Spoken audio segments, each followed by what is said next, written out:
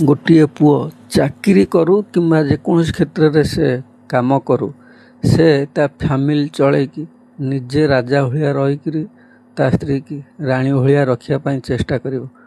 କିନ୍ତୁ ସେଇ ଜାଗାରେ ଗୋଟେ ସ୍ତ୍ରୀ ଲୋକ ଯଦି ଚାକିରି କରିଛି କିନ୍ତୁ ତା ସ୍ୱାମୀକି ଚାକର ହେବାକୁ ପଡ଼ିଥାଏ। ଦେଖ ବର୍ତ୍ତମାନ ଷ୍ଟେଜରେ ଯେଉଁଠି ବି ଯାହା ସବୁଆଡ଼େ ଦେଖ, କେହି ଗୋଟେ ସ୍ୱାମୀକି ମାନେ ଇଜ୍ଜତ ଦେବା ନାହିଁ। କାହିଁକି ନା ସେ ସବୁ ଚାକିରି କଲେ ସେମାନେ ଭାବନ୍ତି ଭଗବାନଙ୍କଠୁ ବି ସେମାନେ ମହାନ।